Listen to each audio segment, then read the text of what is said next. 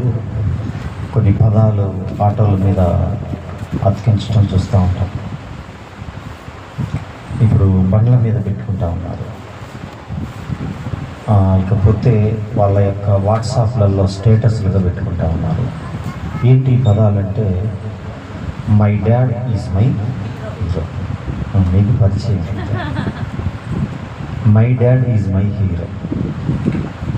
ఇలా నేను చాలా చూస్తూ వచ్చాను. ఇకపోతే ఇప్పుడు ఇంకొన్ని వేరే కనపడతా ఉన్నాయి.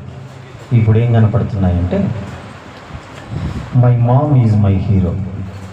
అంటే భర్త చనిపోయినటువంటి స్త్రీలు ఎవరైతే ఉన్నారో వారి పిల్లల విషయంలో వారు కష్టపడి పని చేస్తూ వారిని సాకుతున్న విధానాన్ని బట్టి వాళ్ళు కొంతమంది అలా పెట్టుకున్నారు, my mom is my hero. అలాగే my son is my hero అని ఒక ఆటోలో చూశాను. ఏంటన్నా మీ అబ్బాయి మీకు ఎలా హీరో అవుతాడనంటే, నాకు పక్షవాతం వచ్చి చాలా కాలం అయింది, మావుడే అన్నీ చూస్తూ ఉన్నాడు కాబట్టి నా హీరో మావుడే.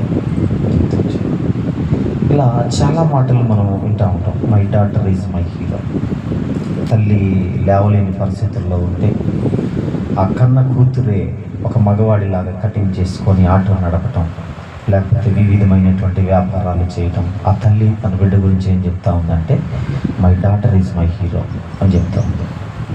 ఇకపోతే ఈ మధ్యకాలం అంటే ఈస్టర్ పండుగ దినాన రోజు కూడా జీసస్ ఈజ్ మై హీరో అని చాలామంది టీషర్ట్లు వేసుకున్నారు. మా దగ్గర రన్ ఫర్ జీసస్ అనేటువంటి ఒక నినాదంతోటి కొంతమంది ఏం చేశారంటే జీసస్ ఈజ్ మై హీరో అని పెట్టుకుంటూ వచ్చారు.